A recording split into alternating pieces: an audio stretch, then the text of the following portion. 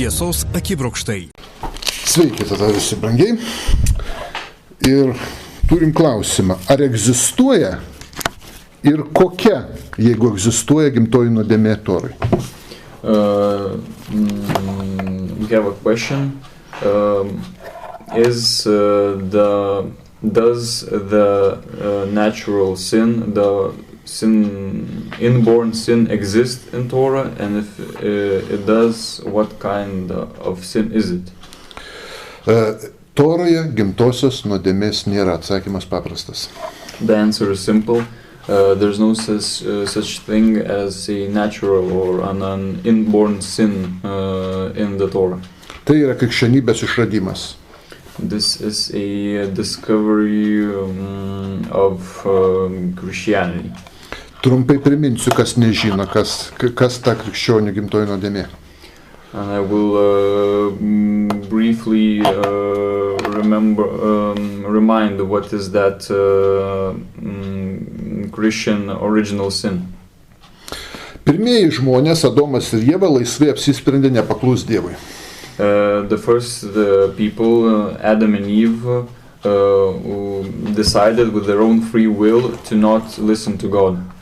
Ir ta nuodėmė nepaklus Dievui buvo perduota visiems jų palikuonims. And that sin to not listen to God was then given to all the further descendants of the first people. Todėl kiekvienas žmogus gimsta šitam pasauliui jau turėdamas paveldėtą Adomo ir Ievos nuodėmę. And so in turn, every single person that is born already has that original sin from Adam and Eve. Taigi gimtoji nuodėmė yra ne žmogaus padaryta nuodėmė, bet įgyta gimimo būdu. And so this type of sin is acquired not by one's own decision, one's own act, but it is inherited from others. Apie ją Naujas testamentas kalba labai aiškiai. And about it, the New Testament speaks very clearly. Romiečiams 5 skyrius, Romans 5, nuo 12 iki 21 eilutės. from the 12th to the 21st line. Taigi nuo 12 eilutės. Todėl, kai per vieną žmogų nuodėmė įėjo į pasaulį, o per nuodėmę mirtis, taip ir mirtis pasiekė visus žmonės, nes visi nusidėjo. Nuodėmė buvo pasaulyje ir iki įstatymo, bet nesant įstatymo, nuodėmė neįskaitoma. Vis dėlto nuo Adomo iki Mozės viešpatavo mirtis ne tiems, kurie nebuvo padarę nuodėmių, panašių nusikaltimą Adomo, kuris buvo būsimojo provaizdis. Bet su dovana yra ne taip, kaip su kalte. Jei dėl vieno žmogaus nusikaltimo mirė daugelis, tai tuo labiau Dievo malonė ir malonės dovana per vieną žmogų Jėzų Kristų gausiai atiteko daugybei. Ne taip yra su dovana, kaip su vieno žmogaus nusikaltimu. Juk teismas vieno nusikaltimo pasmerkė, bet laisva dovana iš daugybės nusikaltimo atvedė išteisinimą. Jei dėl vieno žmogaus nusikaltimo mirtis įsiviešpatavo per tą vieną, tai nepalyginti labiau tie, kurie su pertekliumi gauna malonės ir teisumo dovaną viešpataus gyvenime per vieną Jėzų Kristų. Todėl kaip vieno žmogaus nusikaltimas visiems žmonėms užtraukė teismą ar pasmerkimą, taip vieno žmogaus teisumas visiems pelnė išteisinimą, kad gyventų. Kaip vieno žmogaus neklusnumu daugelis tapo nusidėjėliais, taip ir vieno klusnumu daugelis taps teisūs. Bet to įstatymas įsiterpė, kad nusikaltimas dar labiau padidėtų, bet kur buvo apstu nuodėmės, ten dar apstesnė tapo malonė. Kad kaip nuodėmė viešpatavo mirtimi, taip malonė viešpatautų teisumu amžinajam gyvenimui per Jėzų Kristų mūsų viešpatį. Wherefore, as by one man sin entered into the world, and death by sin, and so death passed upon all men, for that all have sinned. For until the law, sin was in the world, but sin is not imputed when there is no law. Nevertheless, death reigned from Adam to Moses, even over them that had not sinned after the similitude of Adam's transgression, who is the figure of him that was to come, but not as the offense, so also is the free gift. For if through the offense of one many be dead, much more the grace of God, and the gift by grace, which is by one man, Jesus Christ, hath abounded unto many. And not as it was by one that sinned, so is the gift. For the judgment was by one to condemnation, but the free gift is of many offenses unto justification. For if by one man's offense death reigned by one, much more they which receive abundance of grace and of the gift of righteousness shall reign in life by one Jesus Christ. Therefore, as by the offense of one judgment came upon all men to condemnation, even so by the righteousness of the free gift came upon all men unto justification of life. For as by one man's disobedience many were made sinners, so by the obedience of one shall many be made righteous. Moreover, the law entered that the offense might abound, but where sin abounded, grace did much more abound. That as sin hath reigned unto death, even so might grace reign through righteousness unto eternal life by Jesus Christ our Lord. Taigi labai akivaizdžiai Naujasis testamentas kalba apie gimtąją nuodėmę. And so the New Testament very clearly speaks about the original sin. Dar kartą akcentą uždėkime ir paskaitykime iš šito paties minėto teksto 18 eilutę. And let's read the 18th verse with more attention. Todėl, kaip vieno žmogaus nusikaltimas visiems žmonėms užtraukė teismą ar pasmerkimą, taip vienas žmogaus teisumas visiems pelnė išteisinimą, kad gyventų. Therefore, as by the offense of one, judgment came upon all men to condemnation, even so by the righteousness of one, the free gift came upon all men unto justification of life. Vieno žmogaus nusikaltimas, tai reiškia Adomo. And so, by the offense of one, so it means the Adam. Visiems žmonėms užtraukė teismą ar pasmerkimą.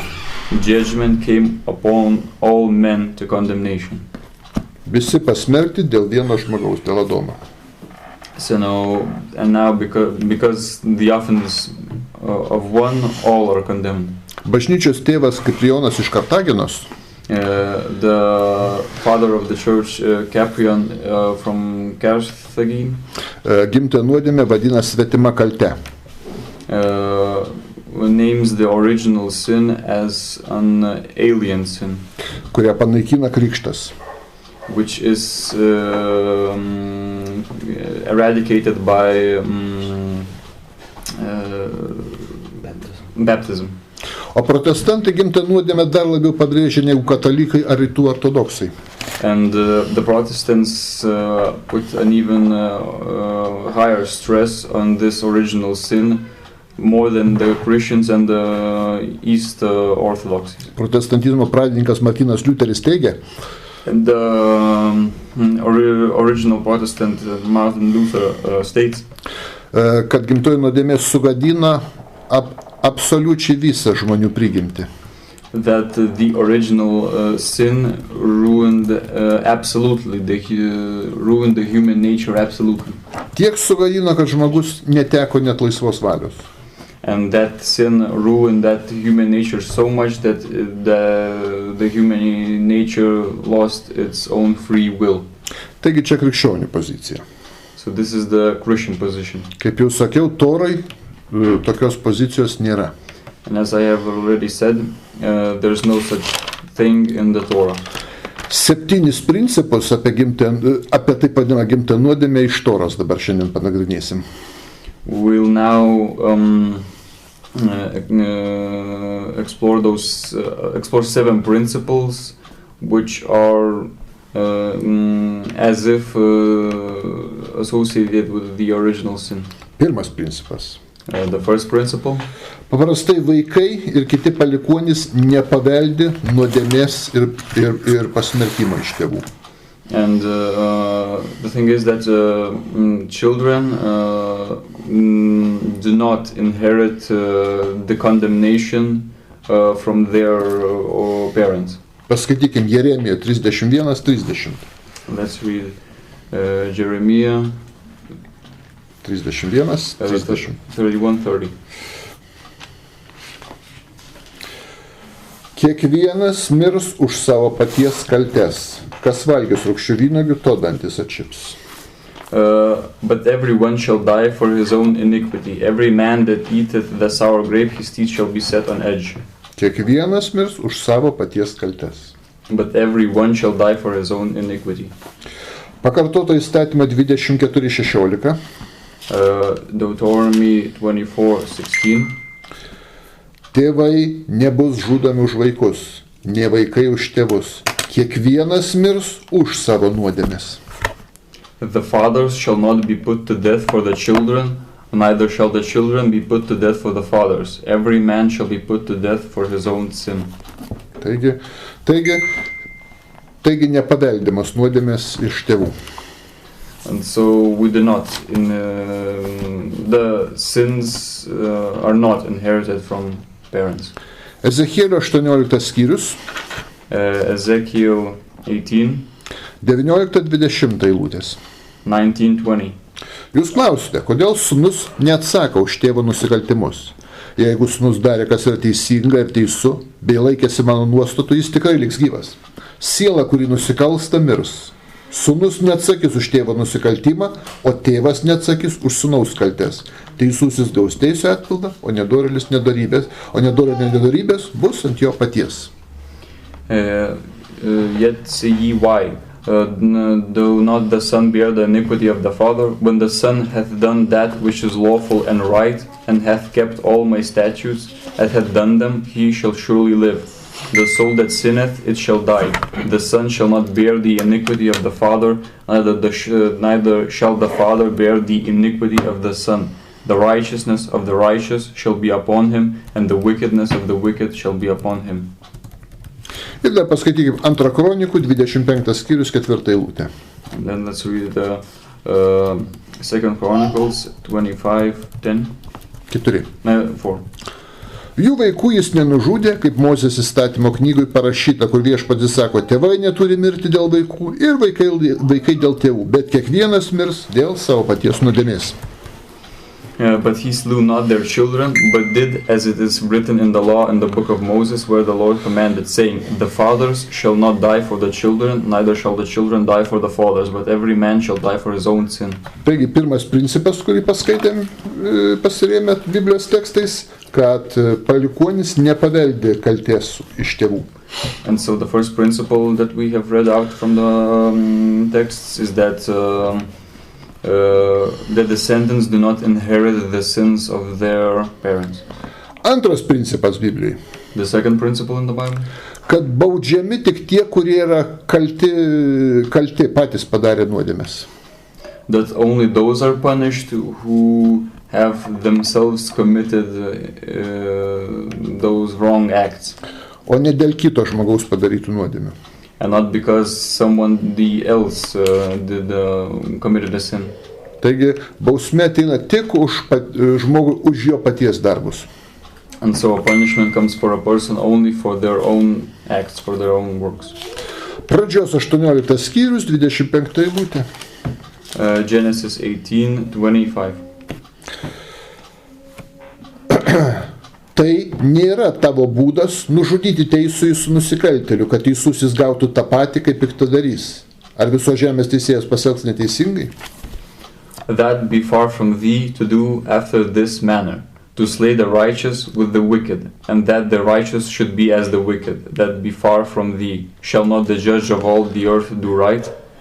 Abraomas aiškiai sako, kad nėra Dievo būdas nubausti teisų žmogų už kito kaltes.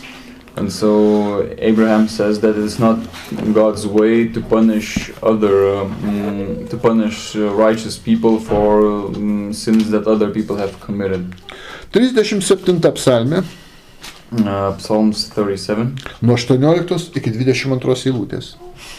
From the 18th to the 22nd. Viešpats žino, teisiųjų dienas jų paveldėjimas liks amžiams. Jie nebus sugėdinti nelaimių metu, bado dienomis jie bus pasotinti. O nedorėliai pražus ir Viešpatis priešai sutirps, kaip avinėlių taukai, jie dings kaip dūmai. Nedorėliai skolinės ir negražina, o teisusis yra gailestingas ir duoda. Jo palaiminti valdy žemę, o jo prakeiktiai bus sunaikinti. The Lord knoweth the days of the upright, and their inheritance shall be forever. They shall not be ashamed in the evil time, and in the days of famine they shall be satisfied. But the wicked shall perish, and the enemies of the Lord shall be as the fat of lambs. They shall consume into smoke, they shall consume away. The wicked borroweth, and payeth not again, but the righteous sheweth mercy and giveth. For such as be blessed of him shall inherit the earth, and they that be cursed of him shall be cut off. Labai aiškiai šitame tekste pasakyta. It is very clearly stated in the text. Kad nusidėjėliai baudžiami. That the wicked are punished. O teisėjai nebaudžiami, jie palaiminami. And the righteous are not punished, they are blessed. Patarlių 11 skyrius 8 eilutė. Proverbs 11:8. Teisusis išlaisvinamas iš vargų, o nedorėlis atsiduria vietoje jo. The righteous is delivered out of trouble, and the wicked cometh in his stead. Patarlių 12 skyrius 21 eilutė. Proverbs 12:21. Nieko pikto neatsitiks teisėjam, bet nedorėliui lydės nelaimės. There shall no evil happen to the just, but the wicked shall be filled with mischief. Net nebaudžia teisų žmogaus už kito kaltes. And we can see that a righteous person is not punished for the sins of others. Kaip Danieliaus atvejį prisiminkim. And let's remember Daniel's case. 3 skyrius Danieliaus 27 eilutė. Daniel 3:27. Susirinkę kunigaikščiai, valdovai, valdytojai ir karalius patarėjai matė, kad ugnis neturėjo galios jų kūnams. Jų galvos plaukai nebuvo apsvilę, neapsiaustę, apdegę, net dūmų kvapo nesijutė. And the princes, governors, and captains, and the king's counselors, being gathered together, saw these men, upon whose bodies the fire had no power, nor was an hair of their head singed, neither were their coats changed, nor the smell of fire had passed on them. Matot, Danieliui ir kitiems teisiesiems nepavyko pakenkti niekaip. And we can see that to Daniel and to other righteous people, it was an unsuccessful try to hurt them. Jeigu žmogus pats nevertas, jam nieks negali pakenkti. And if a person is not worth being punished, then nothing can hurt them.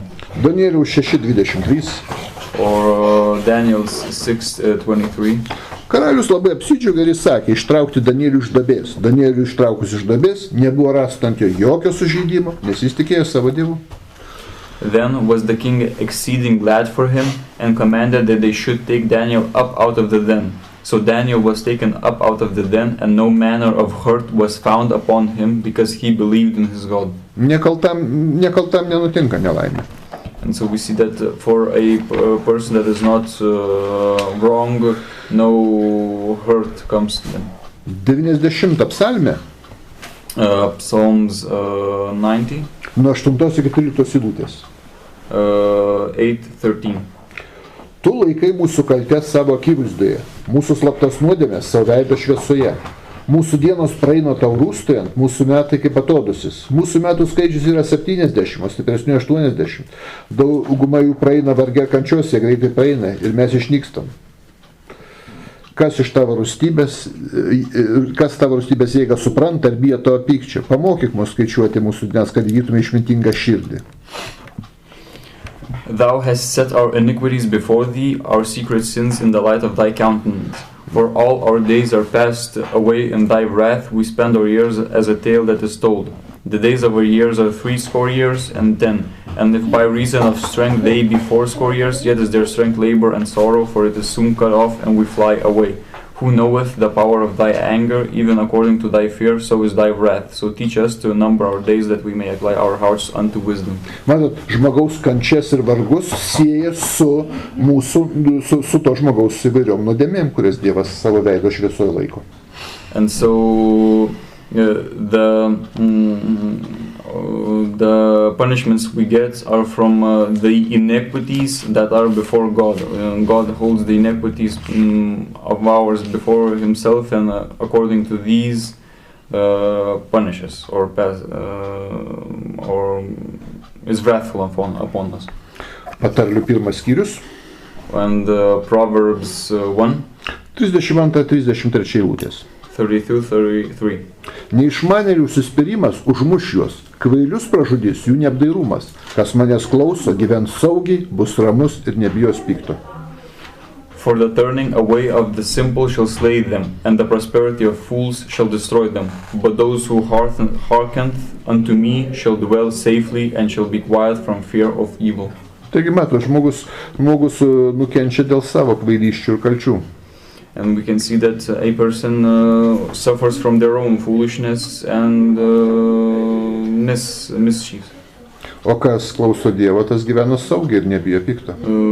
But who listens to God and lives righteously shall not be in fear of evil.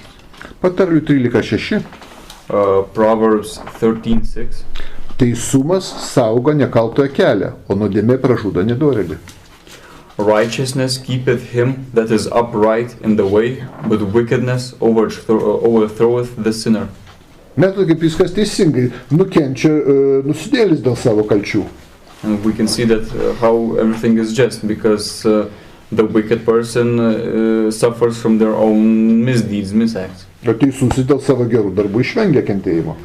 And the just avoids these evils for their own righteousness and uprightness. Taigi Dievas nebaudžia nekaltai. And so God does not punish those that are not guilty. Ir dar 62 psalmė 12 eilutė paskaitykim. And let's see Psalm 62:12. Ir tavo viešpats yra gailestingumas, tu atlygini kiekvienam pagal jo darbus. Also unto thee, O Lord, belongeth mercy, for thou renderest to every man according to his work. Tu atlygini kiekvienam pagal jo darbus. You render to every man according to his work. Dabar aiškiai pasakyta, kad atlygį gauna už savo darbus. And it is very clearly stated that every man gets according to his work. O ne už pirmo žmogaus Sodomo darbus. And not for those works that Adam committed. Ekleziastų 8:5. Ecclesiastes 8:5.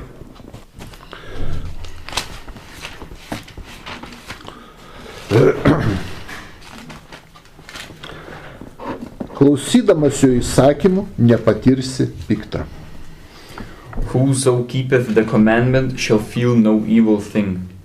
Kol tu nesulauži pats įstatymą, tol tu pikto ir nepatirsi. And so if we do not break the commandments, we will feel no evil. Jeigu vaikas ar kūdikis patiria piktą ar nelaimę, reiškia, tai jo paties nuodėmės iš praeito gyvenimo pasivyja jį. And if a baby or a child suffers evil things, it means that those sins that child committed in its previous lives caught up to it. O ne už Adomo kaltes jis kenčia. That child does not suffer for the misdeeds of Adam. 119 psalmė 6 eilutė. Psalms 119:6. Niekada nepatirčiau gėdos, jei į tavo įsakymų žiūrėčiau. Then shall I not be ashamed when I have respect unto all thy commandments. Taigi antras principas, kurį aptarėme, yra, kad kenčia žmogus tik dėl savo paties kalčių. Ir kaltas jis būna tik dėl savo kalčių. And so the second principle is that a person suffers for their own sins, for their own bad acts, and they are only guilty for their own acts. Trečias principas Biblijos. The third principle of the Bible. Kartais gali būti taip, kad bausmę gauna už tėvų ar senelių nuodėmės vaikai.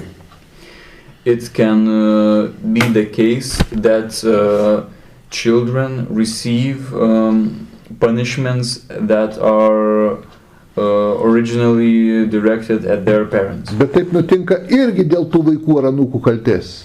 But this happens then when those children or nephews themselves do some bad thing, evil thing. Pati baisiausia nuodėmė yra nekęsti Dievo. And the most evil sin is to hate God. Kai žmogus daro nuodėmės ne dėl savo silpnumo, nesugebėjimo susivaldyti, bet iš pykčio Dievui, dėl to, kad jis nekenčia Dievo. When a person commits sins not because of their weakness of will, but because they hate God. Tai va, tokiam žmogui Dievas dar sudeda ant jo ir jo tėvų ir senelių ir prosenelių nuodėmės. And for such a person, then God puts on that person the punishments that are originally given to that person's parents and grandparents. Išėjimo 20 skyrius 5 eilutė. Exodus 25. Nesilenk prieš juos ir netarnauk jiems, nes aš viešpats tavo Dievas, esu pavydus Dievas baudžias vaikus už tėvų kaltes iki 3. ir 4. kartos tų, kurie manęs nekenčia. Thou shalt not bow down thyself to them, nor serve them, for I, the Lord thy God, am a jealous God, visiting the iniquity of the fathers upon the children unto the third and fourth generation of them that hate me. Taigi vis dėlto tam tikrais atvejais nubaudžia už tėvų kaltes, bet tik tuos, kurie nekenčia Dievo. And so there are cases where a person suffers for the sins of their parents, but only in those cases when that person hates God. Taigi ne šiaip nekaltą kūdikį nubaudžia už tėvų kaltes, bet žmogų už jo paties kaltes, už pačią baisiausią nuodėmę, neapykantą Dievui. And so this is not the case that a person is punished just randomly for their parents' sins, but that person commits the evilest of sins. That person hates God and therefore receives as a stronger punishment also the punishments of that person's parents. Ketvirtas principas. The fourth principle. Net ir tie, kurie gauna bausmę už tai, kad nekenčia Viešpaties, even those that receive punishment because they hate God, gauna tik tai už trečios, ketvirtos kartos protėvių. Receive it only upon the third and fourth generation of their parents. Tiek iki trečios, ketvirtos kartos, paskui tai nutrūksta. Just until the third and fourth generation. Išėjimo 20 skyrius 5 eilutė, dar kartą paskaitykime. And yet again Exodus 20 and 5. Nesilenk prieš juos ir netarnauk jiems, aš Viešpats savo Dievas, esu pavydus Dievas, baudžiąs vaikus už tėvų kaltes iki trečios ir ketvirtos kartos. Thou shalt not bow down thyself to them, nor serve them, for I, the Lord, the God, I am a jealous God, visiting the iniquity of the fathers upon the children unto the third and fourth generation. Taigi ne taip, kad už tėvą Adomą nuodėmės baudžia tūkstančius metų, kartų kartas. And so it is not the case that that sin is received from the generations that are thousands of years away from Adam, only through the third and fourth. O tik tai tuos, kurie nekenčia Dievo, and only those that this dynamic is present in only those persons that hate God. Ir tik iki trečios, ketvirtos kartos. And so, and those punishments when their parents are received unto the third and fourth generation. Ne daugiau. And not more. Jeigu Adomo palikuonis nekęstų Dievą, tai tik tai iki ketvirtos kartos. And if the descendants of Adam would hate God, they would receive the punishments only until the third and fourth generation. Taigi visiškai netitinka su krikščionių gimtaja nuodėme. So this principle is not in accordance with the original sin of the Christians. Penktas Biblijos principas. The fifth principle of the Bible. Visi žmonės gimsta teisūs, tai reiškia be nuodėmės. All people are born right, and so it means without sin. Ir nuodėmė atsiranda pas žmogų tik tada, kai jisai pradeda mąstyti, suvokti, gali jau svarstyti, kas gera, kas bloga.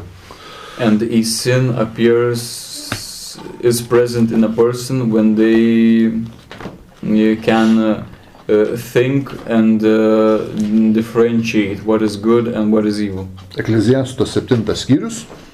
Ecclesiastes 7th chapter. 29 eilutė. The 29th verse. Štai ką aš supratau. Dievas sukūrė visus žmonės teisius, bet jie patys daug dalykų prasimano. This only have I found, that God hath made man upright, but they have sought out many inventions. Ne taip, kaip krikščionys mokina. And it is not how Christians teach us. Sukūrė vieną žmogų teisų Adomą ir Ievą. That only one upright couple was made, Adam and Eve. O tie vėliau vis tiek nusidėjo ir visi jų palikuonys nebeteisūs, gimsta su gimtaja nuodėme. And that couple in a later time sinned, and so then it follows that every single other person that is born is already unright. Išskyrus Mariją, kaip katalikai mokina. Except for Mary, as the Christians teach. O čia Biblija sako, visi žmonės teisūs gimsta. Visi sukurti teisės. But the Bible says that God hath made the man upright. Problema atsiranda tada, kai žmogus jau pradeda prisimastyti daug dalykų. The problem appears when they try to sort out many inventions. Taigi žmogus gali tapti nusidėliu tik tai, kai jis jau gali mąstyti, svarstyti. And so a person can only become a sinner when that person can think. Matot, šitas principas, šita eilutė prieštarauja krikščionių gimtosios nuodėmės sampratai. And so this verse contradicts the understanding of the Christian doctrine. Šeštas Biblijos principas. The sixth principle of the Bible. Gimtoji nuodėmė, jeigu jie egzistuotų, tai prieštarautų Dievo kaip absoliučiai teisingo valdovo principams. The existence of an original sin would contradict the existence of a God that is absolutely righteous. Dievas yra teisingas. God is just. Paskaitykime pakartotą įstatymą 32:4. Deuteronomy 32:4. Jis yra uola, tobuli jo darbai, visi jo keliai pilni teisybės, Dievas ištikimas be jokios neteisybės, jis teisus ir teisingas. He is the rock, his work is perfect, for all his ways are judgment, a God of truth and without iniquity, just and right is he. 33 psalmė, 5 eilutė. Psalms 33:5. Savo nuodėmę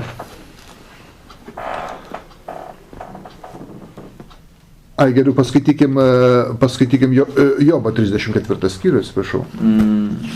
Let's read Job 34. 34 skyrius, nuo 10 iki 12 eilutės. From 10 to 12. Vyrai, kurie išmanote, paklausykite manęs, negali būti, kad Dievas darytų neteisybę ir visagalis nusikalstų. Jis atlygina žmogui pagal jo darbus ir užmoka pagal jo kelius. Tikrai Dievas nedaro neteisybės ir visagalis neiškraipo teisės. Therefore hearken unto me, ye men of understanding. Far be it from God that he should do wickedness, and from the Almighty that he should commit iniquity. For the work of a man shall he render unto him, and cause every man to find according to his ways. Ye, surely God will not do wickedly, neither will the Almighty pervert judgment. Taigi šitas šeštas principas sako, And so this sixth principle says kad gimtosios nuodėmės negali būti, that there's a thing as original sin cannot exist, vien todėl, kad Dievas yra teisingas. only because God is just. Teisingas Dievas negali leisti, kad nekaltas kentėtų už kaltą. A righteous God cannot let it be so that a righteous suffers because of another wicked person's bad acts. Kad nieku dėtas žmogus paveldėtų nusikaltėlio nuodėmę. That a person that has nothing to do with evil would inherit a punishment from a murderer. Jokių būdų. Ir septintas principas. And the seventh principle? Jeigu mes paskaitysime pradžios knygą įdėmiai, If we read the book of Genesis attentively, mes pamatysim, kad kaltę ir bausmę už nuodėmę Dievas skiria tik Ievai ir Adomui. we will see that the punishment is only enacted to Adam and Eve. Niekur nepasakyta, kad kalti tapo jų palikuonis. It is nowhere said that their descendants became guilty. Tiesiog nėra to kaltės ir nuodėmės aprašyme pradžios knygoj. There's no such thing of such a guilt in the book of Genesis. Paskaitykime pradžios knygos 3 skyrių, Let's read Genesis 3 nuo 16 iki 19 eilutės. from 16 to 19. Moteriai jis tarė, aš padauginsiu tavo nėštumo vargus ir su skausmu tu gimdysi vaikus, tave trauks prie tavo vyro, o jis to viešpataus. Adomui jis tarė, kadangi tu paklausai savo žmonos ir valgy nuo medžio, apie kurį tau buvau įsakęs, nevalgyk nuo jo, prakeikta bus žemė dėl tavęs, verdamas turėsi maitintis iš jos visą savo gyvenimą. Erškėčius rusnis jį augins tau ir tu valgysi lauko augalus. Valgysi prakaitų uždirbtą duoną, kol sugrįši į žemę, iš kurios esi paimtas, esi dulkė ir dulkė vėl pavirsi. Unto the woman he said, I will greatly multiply thy sorrow and thy conception, and sorrow thou shalt bring forth children, and thy desire shall be to thy husband, and he shall rule over thee. And unto Adam he said, because thou hast hearkened unto the voice of thy wife, and hast eaten of the tree of which I commanded thee, saying, thou shalt not eat of it, cursed is the ground for thy sake, and sorrow shalt thou eat of it all the days of thy life. Thorns and thistles shall it bring forth to thee, and thou shalt eat the herb of the field. In the sweat of thy face shalt thou eat bread, till thou return unto the ground, for out of it wast thou taken, for dust thou art, and unto dust shalt thou return. Dievas apkaltina tik Adomą ir Ievą. And so God only blames Adam and Eve. Nieko nesako, kad ir jų palikuonys kalti. It is nowhere said that their descendants are guilty. Taigi krikščionis išgalvoja, čia nei žodelio nepasakyta apie palikuonių kaltę. And so the Christians think up their doctrine. There are no words here about any kind of descendants. Ir net jų bausmės nepaveldi. And even the punishment is not inherited. Čia sako, kad Ievai padaugins nėštumo vargus ir jinai gimdys su skausmu. It is only said that to Eve the sorrow will be multiplied. Čia nekalba, kad visos moterys su skausmu gimdys dėl Ievos. It is not said that because all women will give birth in sorrow because of Eve. Čia sako, kad Ievai padaugins vargus ir skausmus. It is only said that these sorrows will be multiplied for Jie Eve. bus didesni negu paprastai moterims. They will be greater than it is natural for women. Gimdymas bus skausmingesnis nei įprasta moterims. And the birth will be with more sorrow than is usual for women. Bet to ne visos moteris būtinai su skausmu gimdo. And it is not necessary that all women should give birth in sorrow. Nes daugelis moterų nepraktikuoja, bet šiais laikais anestezija yra išvystyta. Even though not a lot of women practice this, but in these times anesthetics are an advanced means to reduce pain. Puikiai galėtų moterį nuskausminti ir jinai to skausmo nejaustų. And those anesthetics could work perfectly, and the woman would not feel any pain. Tai daugelis moterų tik tai bijo, kad nepakenktų kūdikiui. Only many women are afraid that such use of anesthetics could harm the child. Bet šiaip galėtų gimdyti be skausmo. But in any case, women could give birth without pain. Tai akivaizdu, kad čia ne visos moteris paveldi Ievos.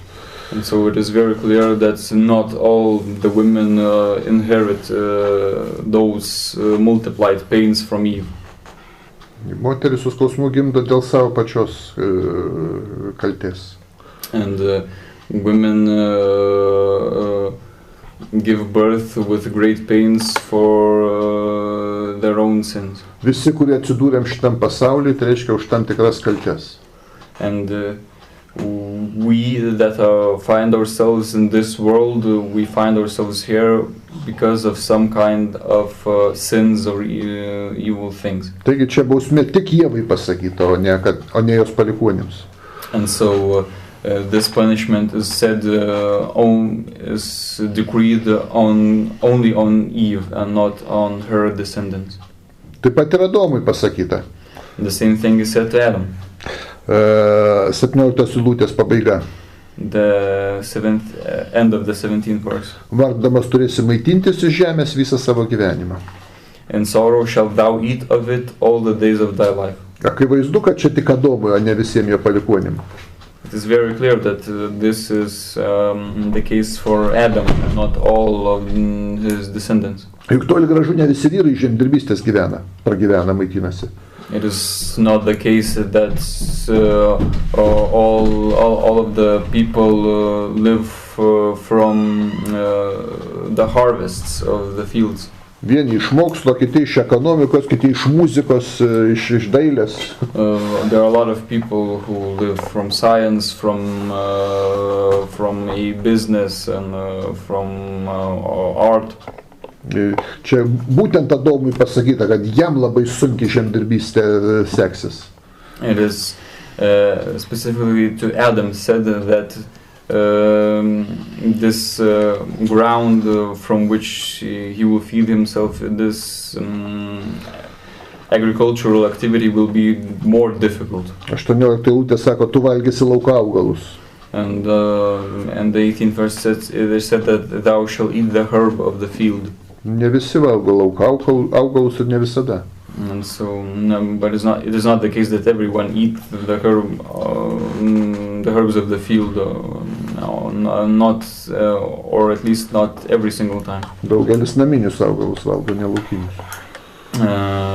Many eat herbs not that are grown in the fields, but are grown in domestic conditions. Ir toli gražu ne tik augalus kaip Adomas, valgo ir kiaušinius, ir mėsą, ir žuvį, ir medų. And not only herbs, but other people eat not only herbs, but all other products, eggs, fish, and honey. Akivaizdu, kad čia kalba tik tai Adomui. So it is clear that this verse is only directed at Adam. Kad dar aiškiau būtų, kad čia ne apie palikuonis kalba, prisiminkime, kad buvo dar vienas subjektas, kuris kaltas buvo. And to make this thing even more clear, that in this book there are no punishments for descendants, let's remember one more subject that was guilty. Tai gyvatė. It was the snake. Paskaitykim pradžios 3 skyrius 14-15 eilutės.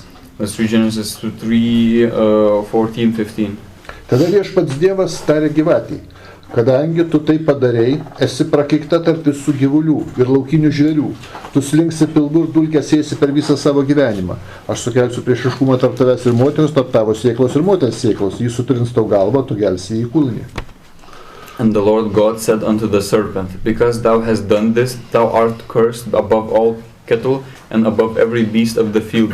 Upon thy belly shalt thou go, and dust shalt thou eat all the days of thy life. And I will put enmity between thee and the woman, and between thy seed and her seed. It shall bruise thy head, and thou shalt bruise his heel.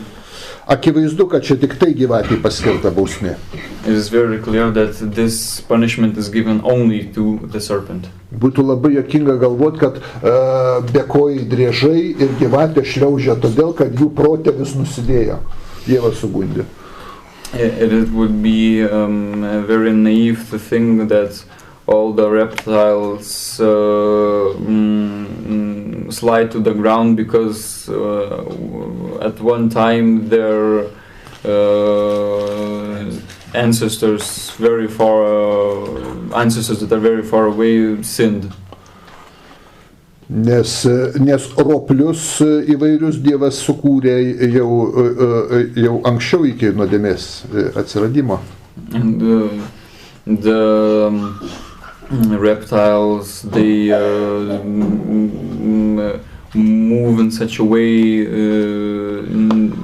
not because their ancestors sinned, but it is clearly said even in the Bible that they were even created before the sin. Jau pradžios skyrius, pirmas skyrius 25-26 eilutėj sukūrė roplius. And in Genesis 25-26, those kinds of animals were made.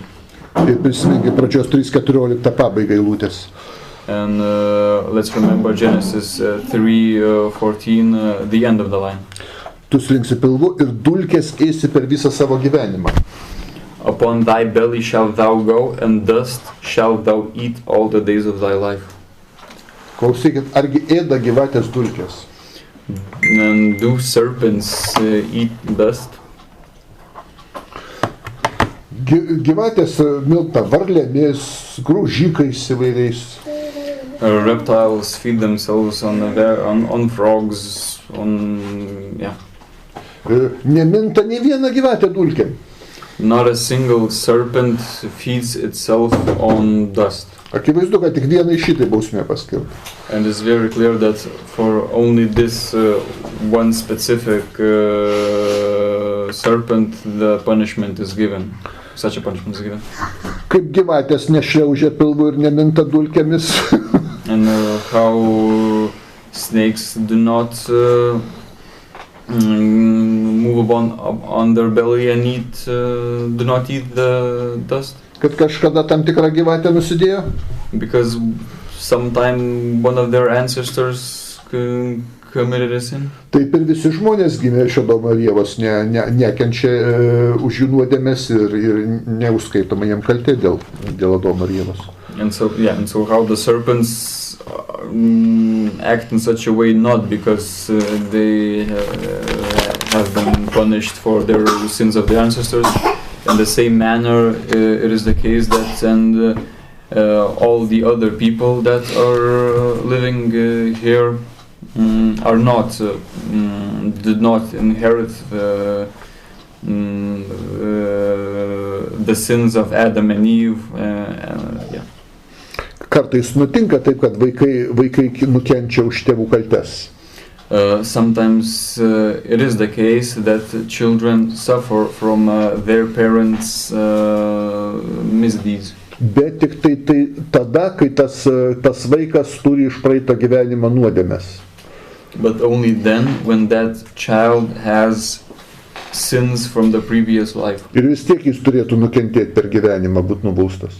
And in any way that child would need to be punished in the course of its life anyway. Tiesiog jeigu nereikėtų bausti tėvų, tai tas vaikas jau nukentėtų, kai jis jau būtų suaugęs, tėvai numirę ir nematytų viso to. And that child is punished when the parents are still alive, when they still can see how that sin is being punished. Bet kadangi tėvai kažko nusideda, tai tą bausmę pagreitina anksčiau, kad tėvai susidurtų su tuo ir turėtų papildomų kančių. And so, but when the parents themselves sin, and when they themselves sin, that punishment is then accelerated. It is done earlier on that child, so that the parents would have more suffering because of their committed sins. Taigi, trumpai kalbant, and so briefly, biblinėme judaizme tokios koncepcijos kaip gimtoji nuodėmė nėra. In biblical Judaism, there is no such thing as an original sin. Tai yra išimtinai krikščionių koncepcija. This is an exceptionally Christian conception, kurios jokia judaizmo konfesija neišpažįsta. Which is not confessed by any branch of Judaism. Aha, kitas klausimas, antras. The second question. Čia daugiau ne klausimas, čia daugiau pamokymas mūsų. And this is not a question in itself, but it is a teaching to us. Kurį akivaizdu mums skiria tūlas krikščionis. Which is given to us by a honest Christian. Neteisingas jūsų mokymas, kad šėtonas nėra Dievo priešas. Your teaching is wrong, that the Satan is not an enemy of God. Juk Zacharijo pranašystėje pasakyta, jog šėtonas priešinasi viešpačiui Jėzui. In the prophecy of Zachariah, it is said that Satan went against our God, Jesus Christ. Žinau, apie kokią vietą jūs kalbat. I know about what concrete text you are talking about. Krikščionys dėl savo nekompetencijos dažnai tą tekstą panaudoja kaip argumentą. And it is often the case that Christians use that text as an argument from their incompetence. Tai bus Zacharija 3 skyrius nuo 1 iki 4 eilutės. It will be Zechariah 3:1-4. Jis man parodė vyriausiąjį kunigą Jozują, stovintį prie viešpatės angelo. Šėtonas stovėjo dešinėje, kad jam pasipriešintų. Viešpats tarė šėtonui: viešpats, kuris įsirinko Jeruzalę, tai sudraudžia tave šėtonė. Argi šitas nenuodėgulis ištrauktas iš ugnies? Jozuė stovėjo prie angelo, apsivilkęs nešvariais drabužiais. Angelas sakė stovintiems prie jo: nuvilkite nuo jo nešvarius drabužius. O jam jis tarė: štai aš pašalinau tavo kaltę ir dabar aprengiu tave puošniais rūbais. Jis liepė: uždėkite jam ant galvos švarę mitrą. Jie uždėjo mitrą ir apvilko rūbais. Viešpatės angelas stovėjo šalia.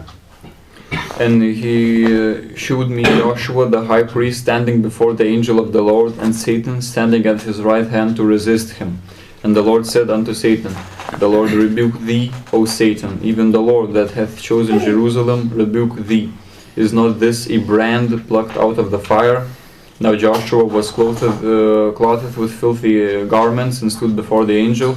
And he answered and spake unto those that stood before him, saying: take away the filthy garments from him. And unto him he said: behold, I have caused thine iniquity to pass from thee, and I will clothe thee with change of raiment. And I said: let them set a fair mitre upon his head. So they set a fair mitre upon his head, and clothed him with garments, and the angel of the Lord stood by. Kadangi čia originaliai yra žodis Jehošua, and so in the original there is a word Yehoshua here, kurį lietuvių kalboje verčia Jozuė, tai krikščionis šitą Jozuę tapatina su Jėzumi. And which is translated in Joshua, and the Christians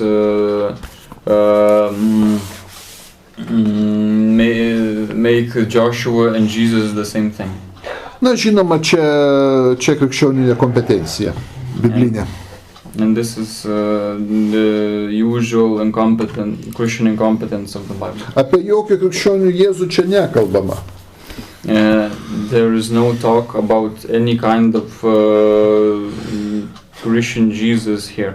Čia kalba apie kitą Jozuę, kuris gyvena Persų karaliaus Darijaus laikais.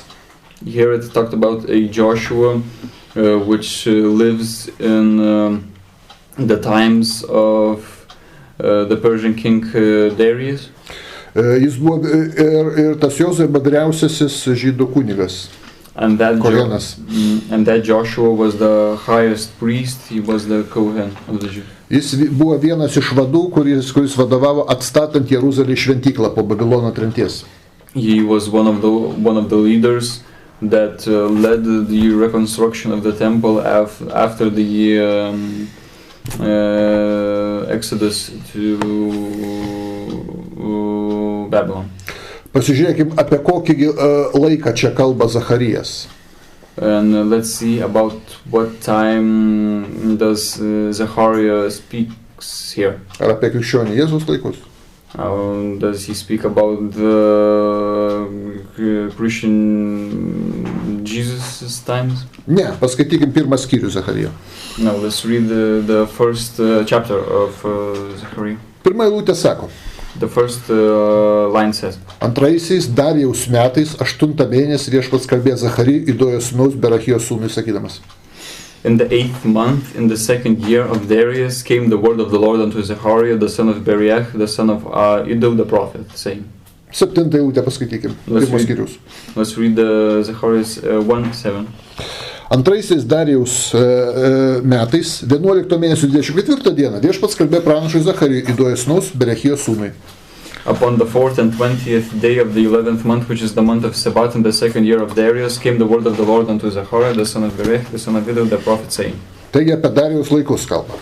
And so the talk goes here about the times of Darius. Persų laikotarpis pasibaigė žydų nelaisvė Babilone.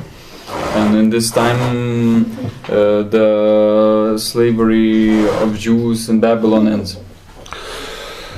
Dar pasižiūrėkim Agėjo pranašystę pirmą skyrių. Let's see the prophecy of Haggai. Pirmas skyrius nuo 1 iki 8 eilutės. From 1 to 8. Antraisiais karalius Darijaus metais, in the 2nd year of Darius the king, Matot, Agėjas kalba apie tą patį laiką, apie kurį kalba ir Zacharijas. And so we see that Haggai talks about the same time as Zechariah. 6 mėnesio 1 dieną Viešpats kalbėjo per pranašą Agėją, Agėjas Zalatėlio sūnui Zerubabeliui, Judo valdytoriui, ir Jehocadako sūnui Jozui, vyriausiam kunigui, sakydamas. In the second year of Darius the king, in the 6th month, in the first day of the month, came the word of the Lord by Haggai the prophet unto Zerubbabel the son of Shealtiel, governor of Judah, and to Joshua the son of Josedech, the high priest, saying, Pranašas Agėjas kalba Zerubabeliui. And so the prophet Haggai talks unto Zerubbabel. Zerubabelis, kaip žinot, atstatė Jeruzalės šventyklą, vadovavo atstatymui po Babilono nelaisvės.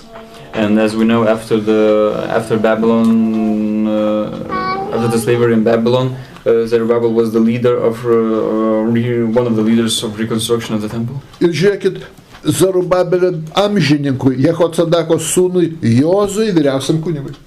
And we can see also the contemporary of Haggai, the son of Josedech, Joshua. Taigi matot, Jozuė vyriausias kunigas gyvenė Zerubabelio laikais, o ne apie jokį Jėzų čia nekalba. And we see this Joshua that lives in the times of Zerubbabel, and there is no kind of Jesus here. Ir kalba apie šventyklos atstatymą po Babilono nelaisvės.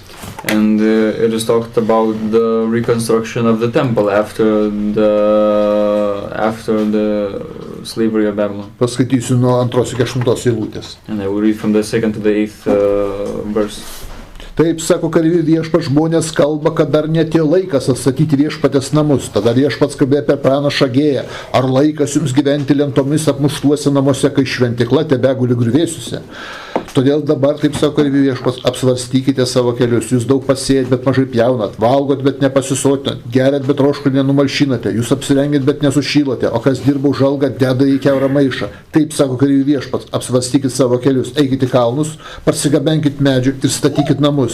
Aš juos pamėgsiu ir būsiu pašlovintas.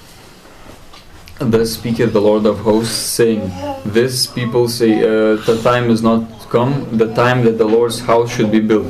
Then came the word of the Lord by Haggai the prophet, saying, Is the time for you, O ye, to dwell in your solid houses, and this house lie waste? Now, therefore, thus said the Lord of hosts, Consider your ways. You have sown much and bring in little. Ye eat, but ye have not enough. You drink, but ye are not filled with drink. Ye clothe, but there is none warm. And he that earneth wages to put into a bag with holes. Thus said the Lord of hosts, Consider your way. Go up to the mountain and bring wood and build the house, and I will take pleasure in it, and I will be glorified, said the Lord. Ir dar paskaitykim šito paties pirmas skyrius 14-15 eilutę. And let's read the same chapters, 14th and 15th verses. Viešpats pažadina Salatėlio sūnaus Zerubabelio, Judo valdytojo, Jehocadako sūnaus Jozuės, vyriausio kunigo ir tautos likučio dvasia. Jie atėjo rėmėsi darbo prie kareivių Viešpatės savo Dievo namų 6 mėnesio 24 dieną 2 karaliaus Darijaus metais. And the Lord stirred up the spirit of Zerubbabel the son of Shealtiel, governor of Judah, and the spirit of Joshua the son of Josedech, the high priest, and the spirit of all the remnant of the people, and they came and did work in the house of the Lord of hosts their God, and the 4th and 20th day of the 6th month in the 2nd year of Darius the king. Ir paskaitykim toliau sekantį antras skyrius nuo 1 iki 4 eilutės. Let's read the second chapter from the 1st to the 4th verses. 7 mėnesio 21 dieną Viešpats vėl kalbėjo per pranašą Agėją. Sakyk Salatėlio sūnui Zerubabeliui, Judo valdytojui ir Jehocadako sūnui Jozui, vyriausiam kunigui, bei tautos likučiai, kas iš jūsų matė šios namus pirmykščiai šlovėje? Kaip jie jums dabar atrodo? Ar jie netrodo jums mažos vertės? Bet būk drąsus, Zerubabelis, sako Viešpats, būk drąsus Jozue, Jehocadako sūnau, vyriausias kunige, būkite drąsus visi krašto žmonės, dirbkite, aš esu su jumis, sako kareivių Viešpats. In the 7th month, in the 1 and 20th day of the month, came the word of the Lord by the prophet Haggai, saying, Speak now to Zerubbabel the son of Shealtiel, governor of Judah, and to Joshua the son of Josedech, the high priest, and to the residue of the people, saying, Who is left among you that saw this house in her first glory? And how do you see it now? Is it not in your eyes in comparison of it as nothing? Yet now be strong, O Zerubbabel, saith the Lord, and be strong, O Joshua, son of Josedech, the high priest, and be strong, all ye people of the land, saith the Lord, and work, for I am with you, said the Lord of hosts. Taigi Zacharijas kalba apie Zarubabelio laikus, Persų karaliaus Darijos valdymo metus. And so Zechariah talks about the times of Zerubbabel, about the times of the king about the times of the rule of Darius. Ir kada buvo atstatinėjama šventykla po Babilono nelaisvės. And talks about the times when the temple was being rebuilt after the times of the slavery in Babylon. Ir tuo metu buvo vyriausias kunigas Jozija, Jehošua. And in those times the highest priest was Joshua. Ir joks čia ne krikščionių Jėzus. And not the Christian Jesus. Va, apie tą Joziją kalba dar Esdro 5 skyrius. And about the same Joshua talks Esdras. 5 skyrius, 1-2 eilutė. 5th chapter, 1st and 2nd verses. Pranašas Agėjas ir Idojo sūnus Zacharijas Izraelio Dievo vardu pranašavo žydams, kurie buvo Jude ir Jeruzalėje. Tada Salatėlio sūnus Zarubabelis ir Jehocedako sūnus Jozija pradėjo statyti Dievo namus Jeruzalėje. Su jais buvo Dievo pranašai ir jiems padėjo. Then the prophets Haggai the prophet and Zechariah the son of Iddo prophesied unto the Jews that were in Judah and Jerusalem in the name of the God of Israel, even unto them. Then rose up Zerubbabel the son of Shealtiel and Joshua the son of Josedech, and began to build the house of God which is at Jerusalem, and with them were the prophets of God helping them. Tai va, krikščionys net nesupranta, kad čia ne apie jokį Jėzų kalbam, apie Jozę vyriausią kunigą, kuris gyveno tuo metu, tuo laikotarpiu. And so the Christians do not understand that this Joshua is not the Jesus about which the talk is going in the book of Zechariah, but Joshua that lived in the times in the reign of Darius. Tai pirma, atsakant į šitą klausimą. And so this is the first thing that we must keep in mind when we are answering this question. Kad čia ne Jėzus. That here it is not Jesus. O antra, kad šėtonas čia kaip tik pasirodo net per daug uolus Dievo įsakymų laikymosi fanatas. And here it is the case that Satan here appears as being a very hard-working servant of the Lord. Joks jis ne Dievo priešas čia. And not an enemy of the Lord. Prisiminkim, kodėl šėtonas priešinasi tuo metu vyriausiam kunigui Jozijai. Let's remember why is Satan against the highest priest of those times. Paskaitykim Zachariją 3:1. Let's read Zechariah 3:1. Jis man parodė vyriausią kunigą Joziją stovintį prie viešpaties angelo, šėtonas stovėjo jo dešinėj, kad jam pasipriešintų. And he showed me Joshua, the high priest, standing before the angel of the Lord, and Satan standing at his right hand to resist him. Kodėl šėtonas nori pasipriešinti vyriausio kunigo Jozijos tarnystei? Why does Satan want to resist against the highest priestry of Joshua? Todėl, kad vyriausias kuniga Jozija buvo nusižengęs kai kuriems Mozės įstatymo punktams. Because the high priest Joshua had broken some of the laws, some of the points of the commandment. Ir tai trukdė atlikti kunigo funkcijas, kunigo pareigas. And this did not let Joshua fulfill the duties of a high priest. Paskaitykim 3 skyrius 3 eilutė. Let's read Zechariah 3:3. Jozija stovėjo prie angelo apsivilkęs nešvariais drabužiais.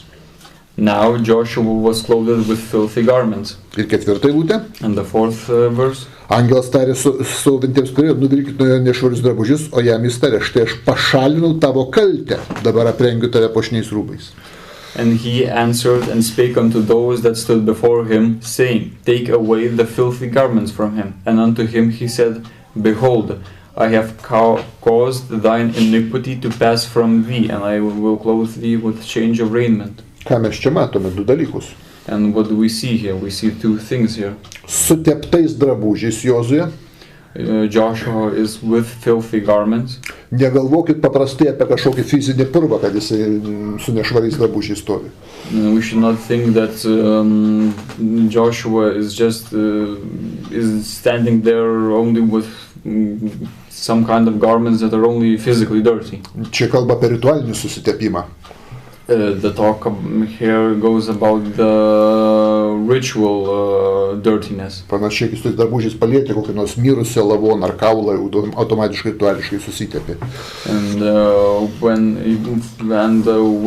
you touch with those garments a corpse or a bone, you automatically make it ritually dirty. O rituališkai susitepęs negali eit kunigo pareigų.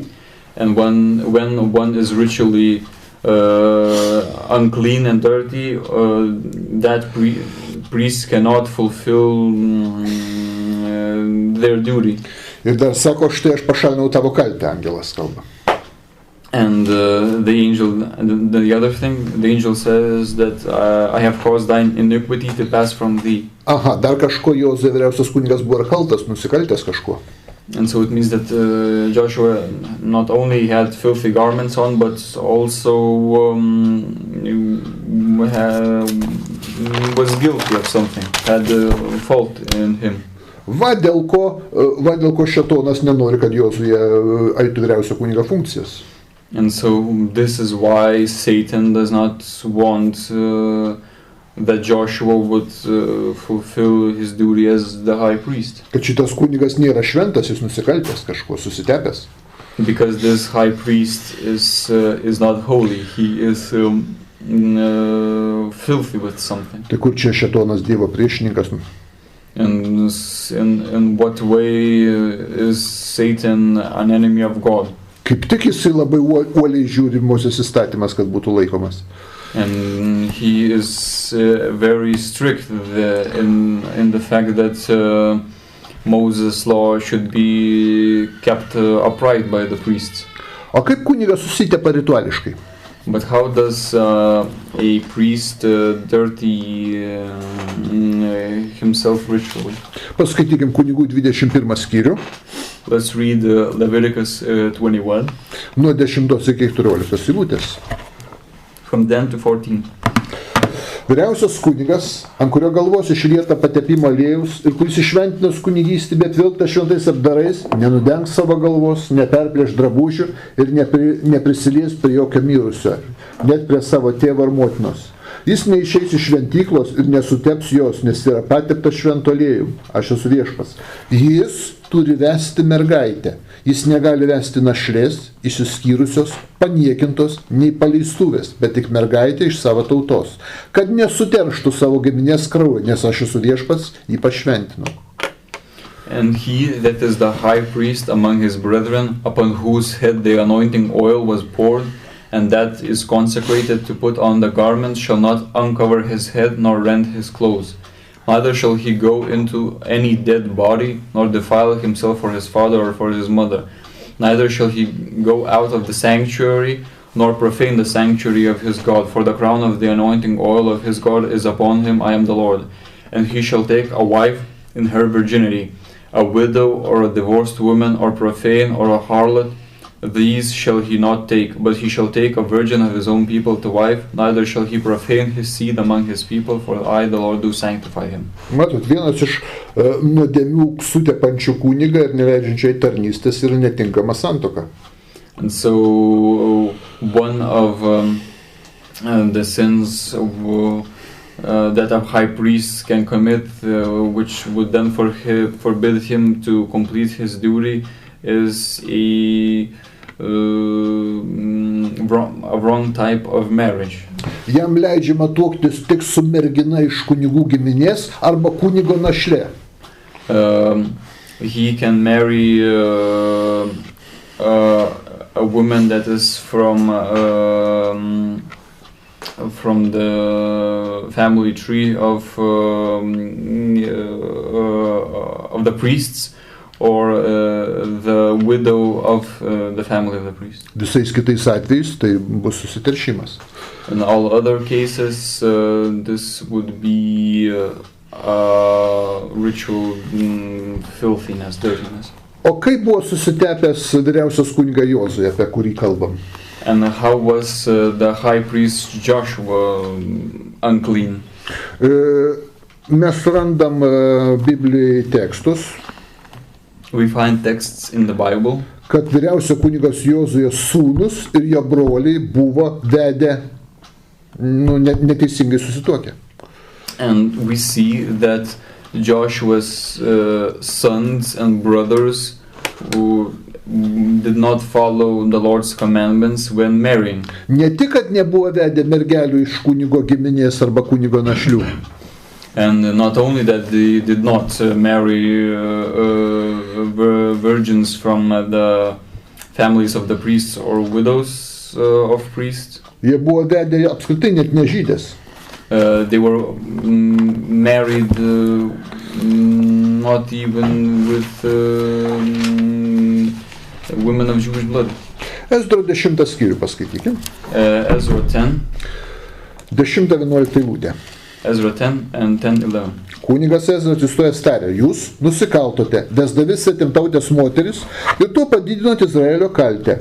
Dabar išpažinkit savo kaltę viešpačiui, savo tėvų Dievui ir vykdykit jo valią. Atsiskirkite nuo šio krašto tautų ir nuo svetimtaučių moterų.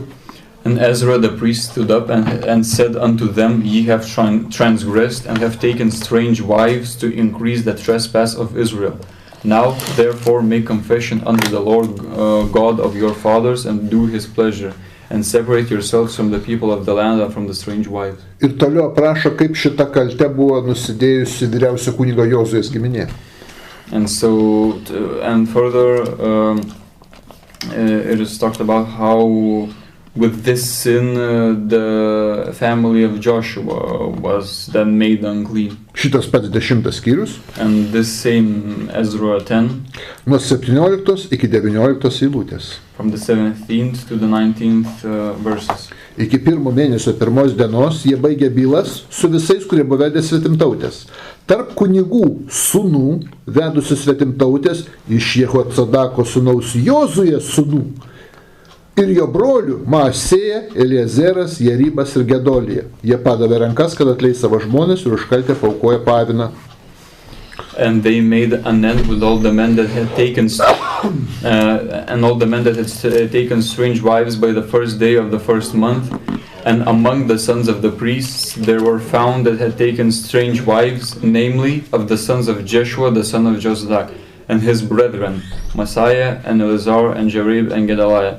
And they gave their hands that they would put away their wives, and being guilty they offered a ram of the flock for their trespass. Taigi matom, kad Jozuės vyriausio kunigo aptariamo giminėje buvo problemos. And so we see that in the family of Joshua there were problems.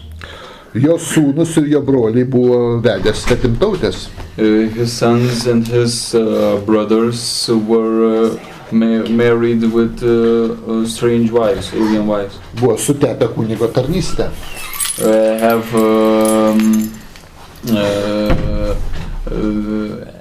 Have made their priesthood unclean and dirty. Tai va. Na, bet dėl to šėtonas ir priešinosi, kad Jozuės paskyrimui vyriausiųjų kunigų. And so, therefore, Satan resisted that Joshua should be announced as the high priest. Taigi šėtonas yra uolus Dievo įstatymo prižiūrėtojas. And so Satan is a hard-working servant of God and is strict when it comes to God's commandments. Kaip tik šitas tekstas rodo, kad šėtonas nėra Dievo priešas. And this text shows that Satan is not the enemy of God. Koks Dievo priešas rūpinsis, kad viskas būtų idealiai pagal Dievo įsakymą? What kind of enemy of God would make sure that everything would be held according to God's laws? Taigi, Žemė viskas, kas vyksta, yra tam tikrame dieviškame teisme. And so everything that happens in the world happens in a sort of court of justice of God. O žinot, kiekviename teisme yra teisėjas, prokuroras, advokatas. And as you know that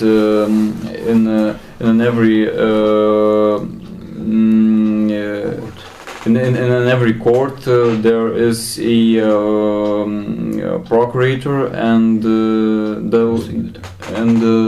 the advocate. Dievas yra teisėjas tame teisme.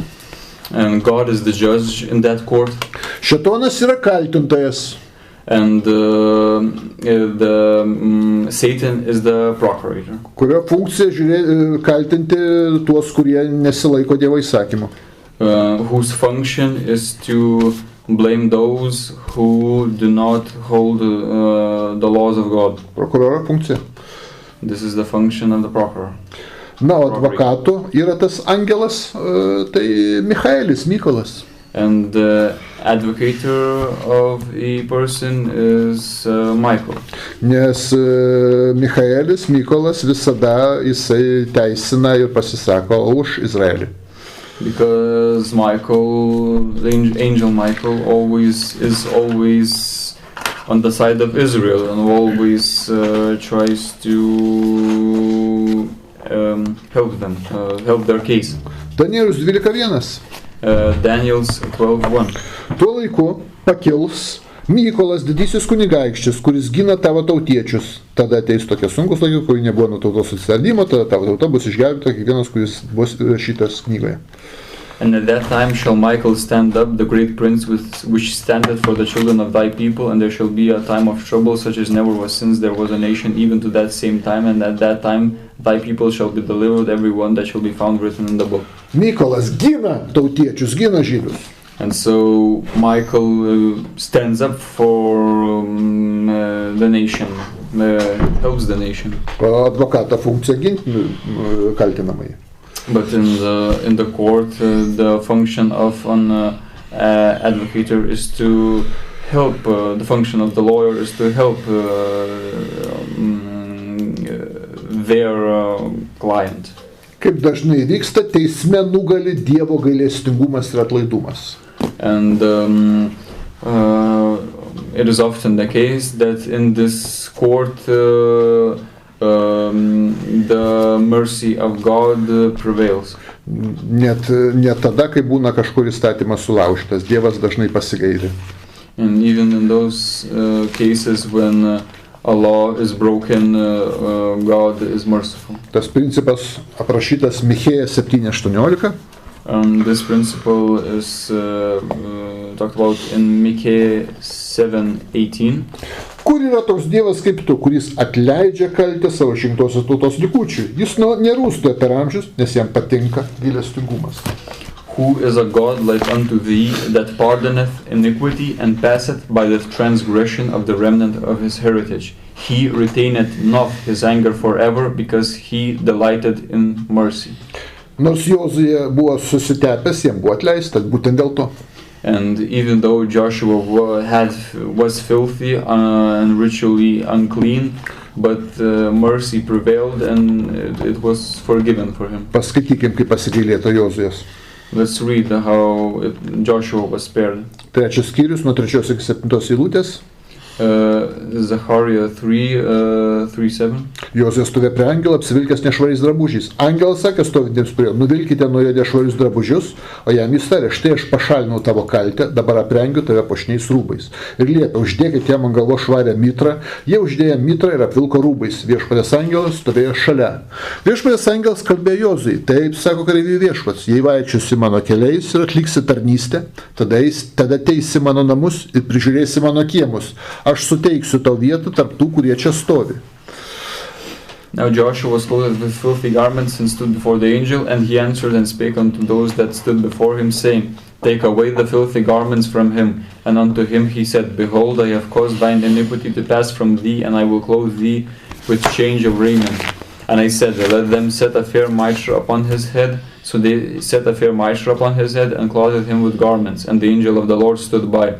And the angel of the Lord protested unto Joshua, saying, Thus said the Lord of hosts, If thou wilt walk in my ways, and if thou wilt keep my charge, then thou shalt also judge my house, and shalt also keep my courts, and I will give thee places to walk among these that stand by. Ir dabar skaitykim Zacharijo 6 skyrių. And let's read Zechariah 6. Nuo 11 iki 15 eilutės. From the 11th to the 15th verses. Padirbink iš to sidabro ir aukso karūną. Ir uždėjęs ją ant Jehocadako sūnaus Jozijas, vyriausio kunigo galvos, sakyk, taip sako kareivių viešpats. Štai vyras, kurio vardas Atžala, jis išauks iš savo vietos ir pastatys viešpatę šventyklą.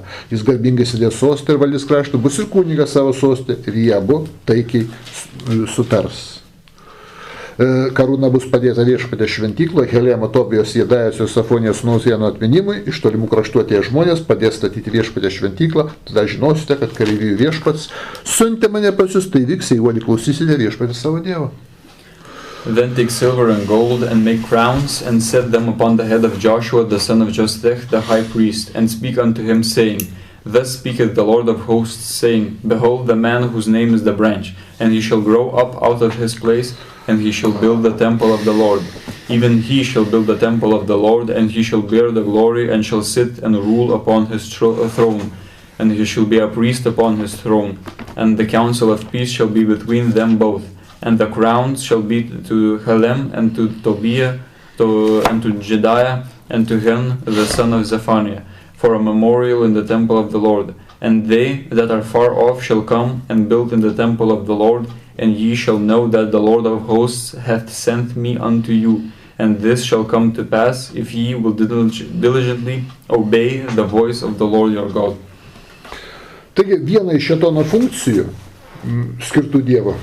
And one of the functions that was given by God to Satan, lydėti prakeiktuosius ir bausti juos, kurie nesilaiko Dievo įsakymų. To follow those that are condemned and do not listen to the commandments of God. 109 psalme. Psalms 109. 5-6 eilutės. 5-6. Piktų už gerą jie man atlygina ir neapykantą už meilę. Atiduok tokį nedorėlių valį, te šėtonas stovi jo dešiniai. And they have rewarded me evil for good and hatred for my love.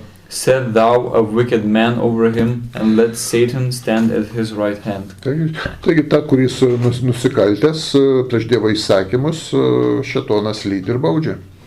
And so that person who is guilty, God sets Satan near that person, and then Satan punishes. Biblija kalba, kad šėtonas nėra joks sukilęs angelas.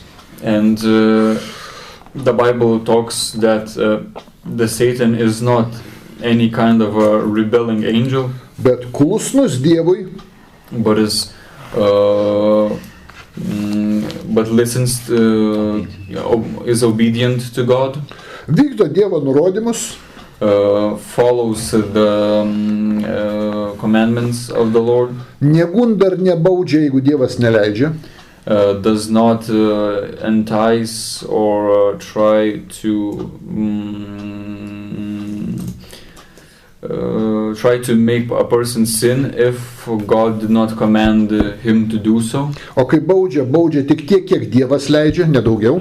And if Satan punishes, then he punishes according to how much God let him do that. Dažnai yra geruose santykiuose su Dievu.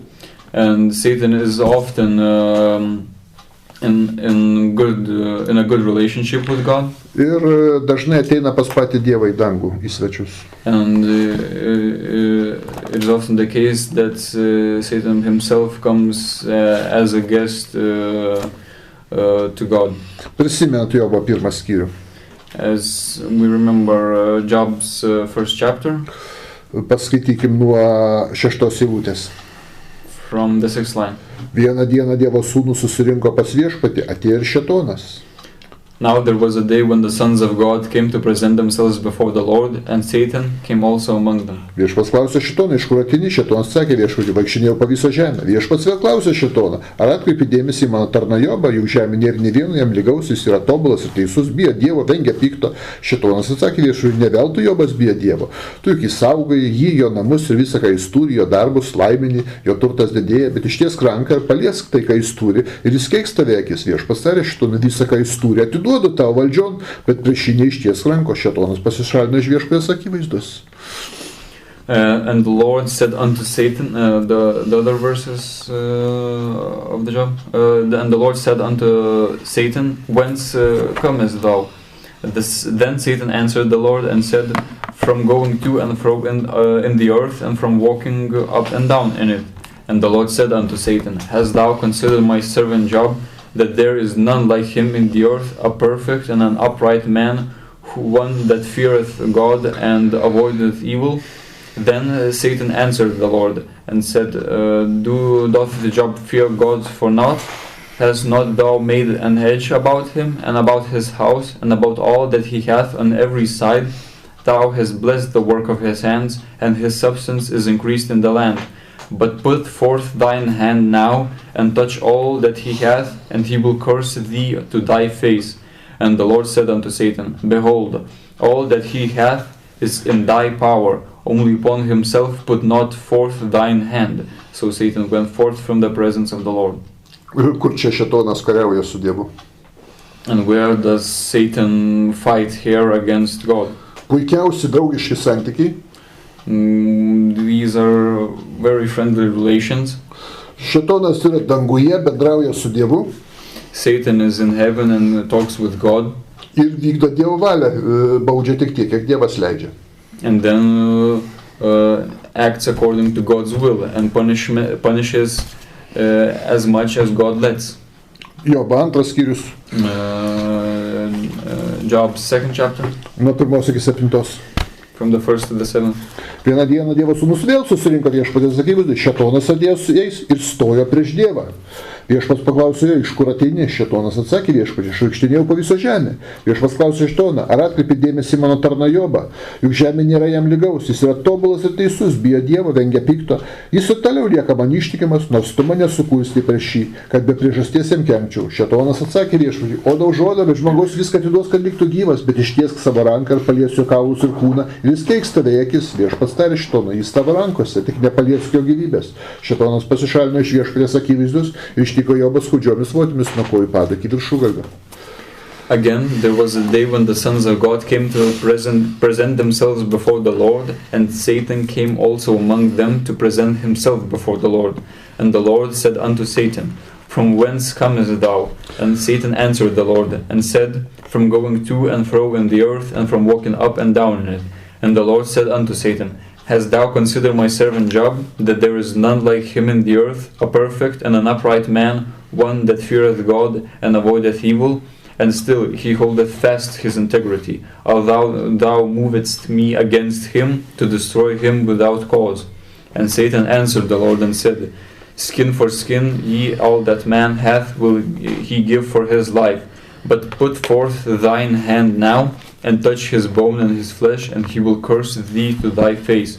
And the Lord said unto Satan, behold, he is in thy hand, but save his life. So went Satan forth from the presence of the Lord, and smote Job with sore boils, from the sole of his foot unto his crown. Ar čia Šėtonas kažkur neklauso Dievo? And is here a place where God does not, where Satan does not listen to God? Ar daro kažką priešingą Dievo valiai? Does Satan do something here that is against the will of God? Kodėl jis yra danguje prie Dievo sosto? Why is Satan in heaven next to the throne of the Lord? Kodėl Dievas su juo draugiškai kalbasi? Why does the Lord speak in a friendly manner with him? Šėtonas vykdo Dievo valią. And so Satan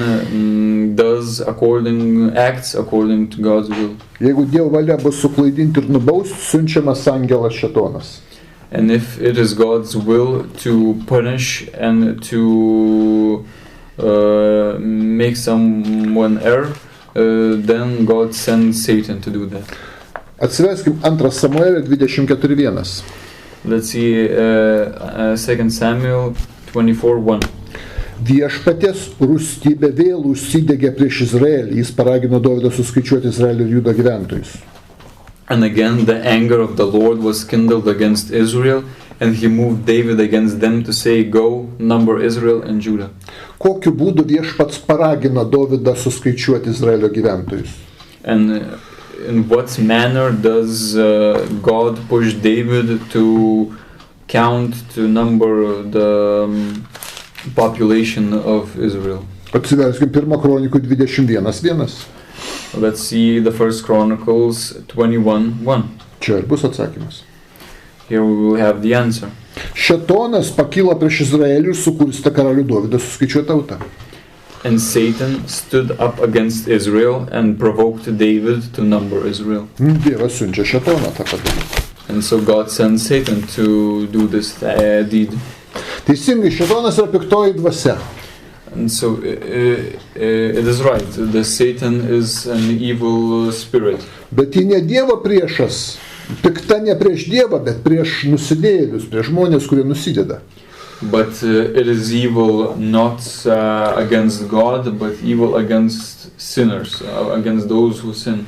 Ji neprieštarauja Dievo valiai, bet atvirkščiai veikia Dievo pasiųsta. And this spirit does not act against God, but acts according to God, how it is sent to act. 1 Samuelio 16 skyrius. 1 Samuel 16. Nuo 14 iki 16 eilutės. 14-16 verses. Bet viešpatės dvasia pasitraukė nuo Sauliaus ir piktoji dvasia nuo Dievo kankino jį. Sauliaus tarnai kalbėjo jam, štai piktoji dvasia nuo Dievo kankino tave. Tegul mūsų valdovas įsako sartarams suieškoti vyrą, kuris gražiai skambina arfą, kai tave apims piktoji dvasia nuo Dievo, jis skambins ir nuramins tave. But the spirit of the Lord departed from Saul, and an evil spirit from the Lord troubled him. And Saul's servant said unto him, Behold now, an evil spirit from God troubleth thee. Let our Lord now command thy servants, which are before thee, to seek out a man who is a cunning player on a harp, and it shall come to pass, when the evil spirit from God is upon thee, that he shall play with his hand, and thou shalt be well. Piktoji dvasia nuo Dievo. And so we have an evil spirit from God. Tai jeigu nuo Dievo, tai ne Dievo priešas. And so it means that if it is from God, it is not an enemy of God. Šitas pats skyrius 23 eilutė paskutinė. And the same chapter, 23rd verse. Kai piktoji dvasia nuo Dievo apimdavo Saulį, Dovydas skambino arfą, Saulį palengvėjo ir piktoji dvasia nuo jo pasitraukdavo. And it came to pass, when the evil spirit from God was upon Saul, that David took an harp and played with his hand, so Saul was refreshed and was well, and the evil spirit departed from him. Pabrėžia, kad piktoji dvasia nuo Dievo. And so it is always made clear that that evil spirit is from God. 1 Samuelio 18 skyrius. 1 Samuel 18, 10 eilutė. the 10th verse. Kitą dieną piktoji dvasia nuo Dievo taip apima Saulį, kad jis siautė savo namuose. And it came to pass on the morrow that the evil spirit from God came upon Saul, and he prophesied in the midst of his house. 1 Samuelio 19:9. 1 Samuel 19:9. Pikta dvasia nuo Viešpaties apėmė Saulių. And the evil spirit from the Lord was upon Saul. Taigi piktoji dvasia, melo dvasia, vykdo Dievo pavedimus ir yra danguje prie Dievo. And so the evil spirit, the spirit of lies, it works according to God's will and is next to God in heaven. 2 Kronikų 18. 2 Chronicles 18. Nuo 18 iki 22 eilutės. From the 18th to the 22nd verses. Michėjas tęsė, klausykitės viešpaties žodžio, mačiau viešpatį sėdinti savo sostę, ar visą dangaus karalystę stovinčią jo dešinėje ir kairėje. Viešpats klausė, kas suvedžios Izraelio karalių Ahabą, kad jis eitų ir žūtų Ramot Gileade. Vienas sakė taip, kitas kitaip. Pagaliau išėjo dvasia, kurie atsistojusi viešpatės akivaizdoj tarė, aš jį suklaidinsiu. Viešpats paklausė kaip. Jie atsakė, aš eisiu ir būsiu melo dvasia visų jo pranašų lūpose. Viešpats tarė, tau pavyks jį suvedžioti, eik ir daryk tai. Taigi viešpats įdėjo melo dvasia visų tavo pranašų lūpas, nes viešpats kalbėjo prieš tave piktą. Again he said, therefore hear the word of the Lord. I saw the Lord sitting upon his throne, and the host of heaven standing on his right hand and on his left. And the Lord said, who shall entice Ahab, king of Israel, that he may go up and fall at Ramoth Gilead? And one spake, saying after this manner, and another saying after that matter. Then there came out a spirit, and stood before the Lord, and said, I will entice him. And the Lord said unto him, wherewith? And he said, I will go out and be a lying spirit in the mouth of all his prophets. And the Lord said, thou shalt entice him, and thou shalt also prevail. Go out and do even so. Now therefore, behold, the Lord hath put a lying spirit in the mouth of these thy prophets, and the Lord hath spoken evil against thee. Taigi melo piktoji dvasia siunčiama Dievo ir vykdo jo pavedimus. And so the lying spirit is sent by God, and that spirit acts in accordance with God's will. Taip, dar viena šėtono funkcija gundo. And so there is also another function of Satan is to tempt. Tačiau pats savaime gundimas ne tik, kad nėra blogis, bet yra gėris. But a temptation in itself is not only, it's not that it is bad, a temptation in itself is not evil. Kada susiduri su pagunda, but it is good in a sense that when a person is confronted with a temptation, atsiskleidžia tikras mūsų dvasinis stovis. The true state of our spirit shows itself. Tikra mūsų moralė. The true morale of ours. Parodo mūsų dvasinio tobulumo laipsnį. It shows the level of our spiritual advancement. Kaip mes save kitaip blaiviai vertintume. How could we be able to soberly see or measure ourselves? Parodo, jeigu aš lengvai galiu atsispirti dideliems gundimams, reiškia, aš jau turiu kažkokį dvasinį lygį. And if it is easy for me to not give in to those temptations, then it means that I have that I am spiritually advanced. Jeigu aš neatsispiriu elementariom pagundom į nuodėmę, reiškia, man dar yra kur tobulėti, reiškia, aš dar pilnas egoizmo. And if it is the case that I cannot even go against meek temptations, that I surrender quickly to them, it means that I still have work to do, that I still have a lot of egoism in myself. Mes nesusidūrė su pagunda, jeigu nesusidurtumėm su pagunda, mes nežinotumėm, kokie mes esam. If we would not meet any kind of temptation, we would not know ourselves. Kiek pas mus egoizmo. We would not know how much egoism there is in us. Kiek pasišventę Dievui. How are we ready to acting according to God's will? Blogis prasideda tada, kai mes tai pagundai paklūstam, pasiduodam. Evil begins then when we surrender to that temptation. Bet kai mes su pagunda kovojam atvirkščiai, tai naudinga, mes tobulėjam. But when we fight with that temptation, the other thing is the case, we improve ourselves. Mes taip augam. In this way we grow. Tai va. Krikščioniai turi keletą argumentų, kad vis dėlto šėtonas yra sukilęs angelas, nusikaltęs Dievui. And the Christians have a few arguments that Satan had rebelled against God. Paprastai jie duoda iš pradžios knygos 3 skyrius 14-15 eilutės tekstą. Usually they give the texts of Genesis 3:14-15. Aha, sako, žiūrėkit, Dievas šėtoną prakeikė, nubaudė. Vadinasi, šėtonas buvo nusikaltęs Dievo valiai, už ką jį nubaudęs būtų Dievas.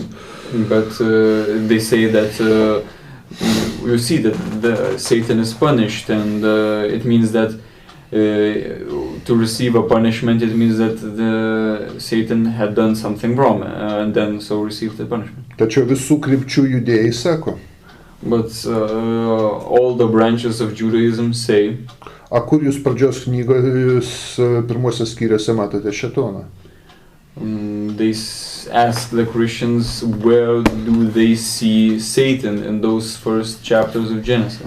Šėtonas yra dvasia, angelas. Satan is a spirit, an angel. Tuo tarpu pažiūrėkit, kas yra gyvatė. And let's see what, at the meantime, what a serpent is. Trečias skyrius pirma eilutė. At Genesis 3:1.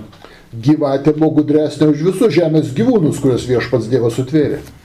Now the serpent was more subtle than any beast of the field which the Lord God had made. Tai gyvis. It is a beast of the field. It is a gyvūnas, ne angelas. It is an animal, not an angel. O kokia aukščiausia gyvūnų rūšis? And what is the highest form of animals?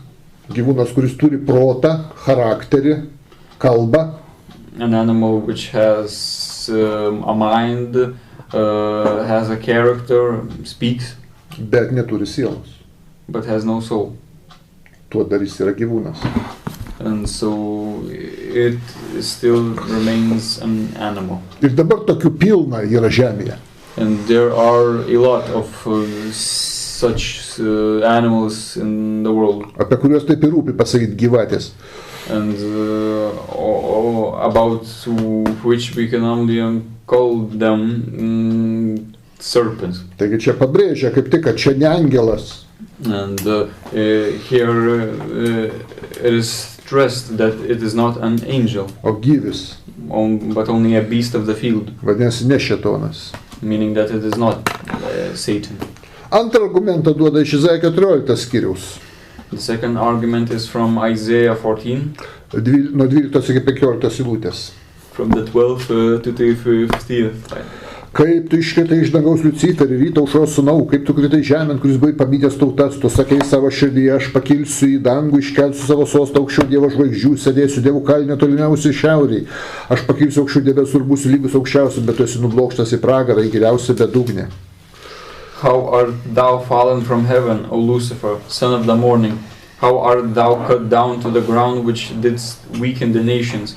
For thou hast said in thine heart, I will descend into heaven, I will exalt my throne above the stars of God.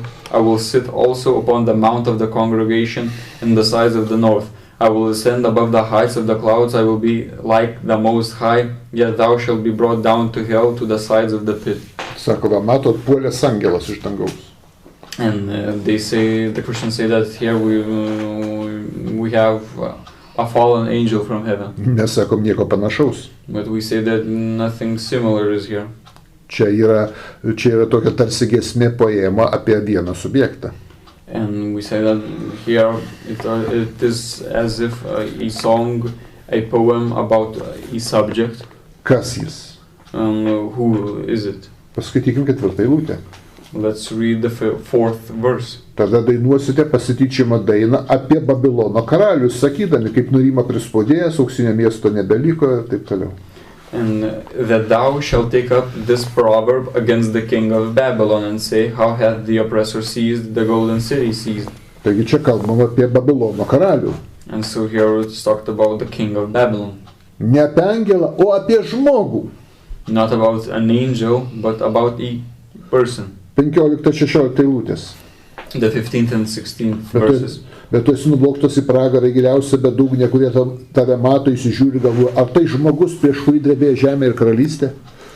Yet thou shalt be brought down to hell, to the sides of the pit, they that see thee shall narrowly look upon thee and consider thee, saying, Is this the man that made the earth to tremble and that did shake kingdoms? Taigi yra žmogus.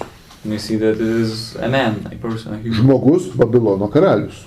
A human, a man, a king of Babylon. Kiekvienas žmogus kažkada buvo dvasia danguje. And every human was before a spirit in heaven. Ir visi atsidūrėm šitam pasauliu, šitoje ašarų pakalnį už tam tikras nuodėmes.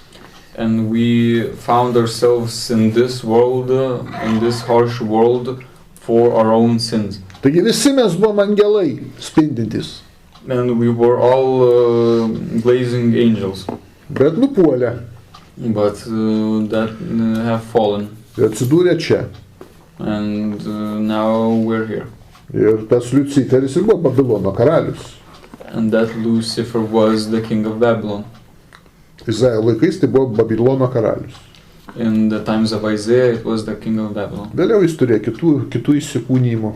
Later it had other embodiment. Viename gerai žinomam dvasiniam mokytojai buvo įsikūnijęs ta dvasia. And that same spirit was embodied itself in a well-known spiritual teacher. Taigi čia ne apie kažkokią atskirą ten šėtoną kalbą.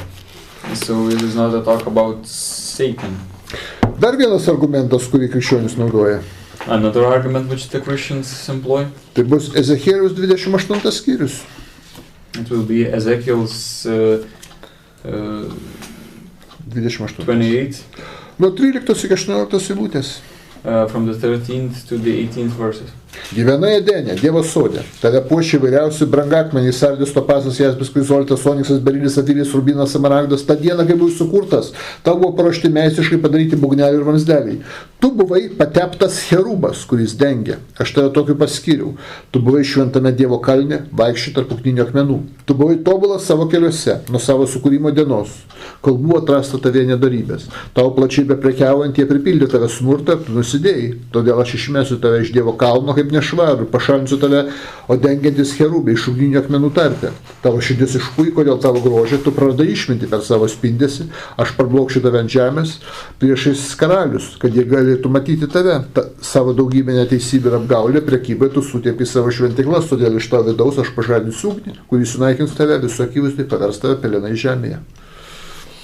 Thou hast been in Eden, the garden of God. Every precious stone was thy covering, the sardius, topaz, and the diamond, the beryl, the onyx, the jasper, the sapphire, the emerald, the carbuncle, and gold. The workmanship of thy tabrets and of thy pipes was prepared in the day that thou wast created. Thou art the anointed cherub that covereth, and I have said thee so. Thou wast upon the holy mountain of God. Thou hast walked up and down in the midst of the stones of fire. Thou wast perfect in thy ways from the day that thou wast created, till iniquity was found in thee. By the multitude of thy merchandise they have filled the midst of thee with violence, and thou hast sinned. Therefore I will cast thee as profane out of the mountain of God, and I will destroy thee, O covering cherub, from the midst of the stones of fire. Thine heart was lifted up because of thy beauty, thou hast corrupted thy wisdom by reason of thy brightness. I will cast thee to the ground, I will lay thee before kings, that they may behold thee. Thou hast defiled thy sanctuaries by the multitude of thine iniquities, by the iniquity of thy traffic. Therefore I bring forth a fire from the midst of thee, it shall devour thee, and I will bring thee to ashes upon the earth in the sight of all them that behold thee. Va, sako, puolės cherubas, kuris nupuolė iš dangaus. And here they say that it is a fallen cherub that fell from heaven. Sako, kasgi daugiau tai gali būti, jeigu ne šėtonas? And they say, who can it be else than Satan? Ne šėtonas, sako pati Biblija. But the Bible says that it clearly shows that it is not Satan. Paskaitykim 12 eilutę, apie ką čia kalba. Let's read the 12th verse. Žmogaus sūnau, apraudok Tyro karalių ir sakyk jam, taip sako Viešpats, tu buvai tobulų anspaudas, pilnas išminties ir tobulo grožio.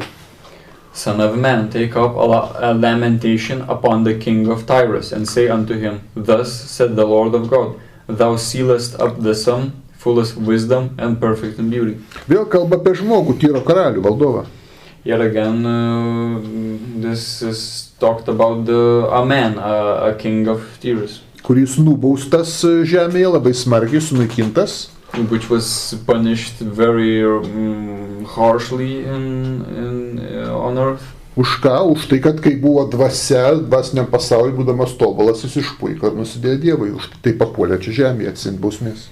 And why was he harshly punished on earth? Well, because he rebelled in heaven, wanted to raise himself higher than God, and so was sent down to earth and here harshly punished. Taip, kad čia tik tai krikščionys tokias nesąmonės kalba. And so here only the Christians talk such nonsense. Kad tiek angelai sukilo, kad net danguje vyksta pilietinis karas. And that the angels rebelled and a civil war then is present in heaven. Apreiškimo 12:7 pas krikščionis Naujam testamente rašo. And in the New Testament, Revelation 12:7. Ir kilo danguje kova. Mykolas ir jo angelai kovoja su Slibinu ir kovėsi Slibinas ir jo angelai. And there was war in heaven. Michael and his angels fought against the dragon, and the dragon fought and his angel. Danguj karas prie Dievo sosto vyksta. And so there's a war next to the throne of God in heaven. Įdomiai čia meldžiasi tiesi Tėvo valia kaip danguje, taip ir žemėje. And it is curious how they pray that let God's will be as in heaven, so also in earth. Tai kokia čia tavo valia, kai angelai mušasi dangui prie Dievo sosto? How could God's will be in heaven and earth if even the angels near God's throne fight with each other with themselves? Dievas sako Mykolui, duok jam. And then God says, Michael, punch the other one. Komedija. It's a comedy. Ne, nei vienas angelas nėra nupuolęs. And so not a single angel is fallen. Žydai taip pat turi legendą ortodoksai savo midrašuose apie du nupuolusius angelus. The Jews have also, the Orthodox Jews in their midrash, a legend about two fallen angels. Tai jie tuo irgi panašus į krikščionis. And in this sense they are similar to the Christian. Biblijoje nėra Dievo priešo angelo, nė vieno.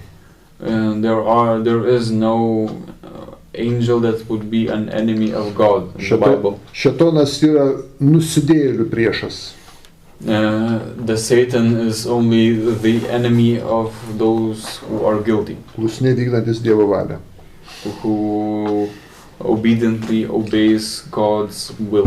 Termino velnias Biblijoje nėra.